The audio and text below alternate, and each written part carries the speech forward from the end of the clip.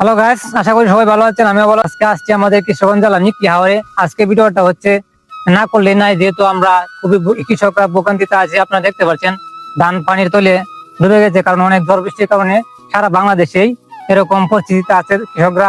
আসলে এই ভিডিওটা না করলে নাই। আজকে আপনারা দেখতে পাচ্ছেন, দেখেন কিরকম ধান পানির তলে আছে। আপনারা দেখতে পাচ্ছেন কৃষকরা কেমন সমস্যা। আপনাদেরকে বলতেছি, আমি ধান কাটবো, ওই মেশিনটাও কিন্তু আসতেছে না, কারণ পানি যত বেশি এই জন্য কিন্তু মেশিন আসতে পারে না। মুনি দিয়ে আগে কিন্তু আগে ধান কাটতাম, মুনি দিয়ে, কিন্তু মুনি কিন্তু এখন আর আসে না। কারণ হচ্ছে যেহেতু মেশিন দিয়ে ধান কাটে, এই জন্য মুনিরা আসে না আর কি। বিভিন্ন জায়গা থেকে মুনিরা আসতো, আসে ধান কাটতো আর কি। আপনারা দেখেন কিরকম পরিমাণ ধান পানির নিচে আছে।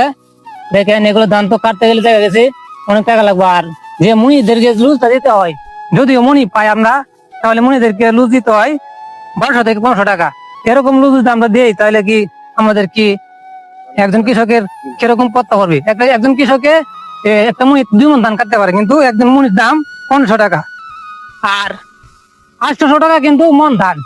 যদি একজন মুনিকে 1500 টাকা দেয়, তাহলে কৃষকের কিভাবে বাঁচবে? আর আপনাদেরকে দেখাবো যে কৃষকের সাথে আমি একটু কথা বলবো। দেখেন উনি কিন্তু আমার সম্বন্ধে মামু লাগে, উনির কাছ থেকে আপনি জানতে চাবো যে কিরকম ভোগান্তিতে ওনার আছে। হ্যাঁ মামু, বলেন আপনি যে কিরকম সমস্যা আপনি আছেন। ভাই না, বলতে গেলে তো সমস্যা বলে শেষ করা যাবে না। আমি 6 একর জমি করছি।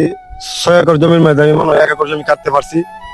আর কি বেহুল দশা তো দেখতেই পারছো। বন্যার পানিতে, বৃষ্টির পানিতে তলায় গেছে, ক্ষেত সব শুয়ায় আলছে। যে জায়গায় মিশে কত ক্যারেট জমি আছে এখানে? আমার এখানে মোট 6 একর জমি। 6 একরের মধ্যে কি কোনো কিছু কাটা হয়েছে? না, 6 একরের মধ্যে আমি 70 জায়গা কাটতে পারছি। যাই হোক, তাহলে আমরা দেখতে পাচ্ছি এখন সবগুলো ধান পানি চলে আসে। এখন তো দিনের আবহাওয়া তেমন বেশি ভালো না, কিন্তু আজকে একটু এখন ভালো দেখাইতেছে। আমরা সবচেয়ে ভোগান্তির মাঝে আছি বর্তমানে, মেশিন পাচ্ছি না ক্ষেত কাটানোর জন্য। আর সবচেয়ে বড় সমস্যা হচ্ছে কি, আগে তো ময়মনসিংহ নেত্রকোনা থেকে অনেক কামলা আসতো আমাদের এইদিকে, আমরা কাটাইতে পারতাম ক্ষেত, কিন্তু বর্তমানে আমরা মেশিনে কাটার ফলে এখন তারাও আসে না। যার কারণে আমরা এখন বর্তমানে ভোগান্তির মধ্যে আছি। হ্যাঁ বুঝতে পারছি। এখন কি করবেন এই মুহূর্তে? আপনার কি এখন মামা, এখন তো কোনো কিছু চিন্তা করার একটা চিন্তা করছি। পানিটা একটু কমলে কামলা নিয়ে কাটাইতে হইব। যে জায়গায় আমি 1 একর জমি কাটাইলে 7,000 টাকা দিয়ে কাটাইতে পারতাম, এই জায়গায় আমার যাবো 40 থেকে 45,000 টাকা খরচ হইব। বুঝতে পারছি।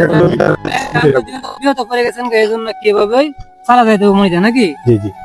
যাই হোক, বুঝতে পারছি। দর্শক, আপনারা অবশ্যই দেখতে পাচ্ছেন কৃষকের কাছ থেকে শুনছি উনি অনেক ক্ষেত করছে বন্ধুর মাঝে, কিন্তু এখনো পর্যন্ত কেউ কিছু ক্ষেত কাটছে। তারপরেও আরো অনেক জমি আছে পানির তলে। আপনারা চিনতে পারছেন, আপনার সামনে ভিডিও তুলে ধরছি। যাই হোক, আমাদের কৃষকগঞ্জ জেলা যারা আছেন অবশ্যই ভিডিওটা শেয়ার করে দিবেন। আমি ভিডিওটা লম্বা করবো না। আর যাই হোক, বাংলাদেশে অনেক জায়গায় এরকম পরিস্থিতিতে কৃষকরা আছে, কৃষকরা খুব ভোগান্তিতে আছে। যাই হোক, আল্লাহ তো যাই করে ভালোর জন্য করে, কিছু করার নাই। যাই হোক, আমরা সবাই দোয়া করবেন এবং আল্লাহর কাছে ক্ষমা চাইবেন, যেহেতু এতে তো আর আল্লাহর পক্ষ থেকে আসছে, আমরা তো আর কিছু করার নাই। যাই হোক, সবাই ভালো থাকবেন, দোয়া করবেন সবার জন্য। ধন্যবাদ সবাইকে, ভালো থাকবেন সবাই।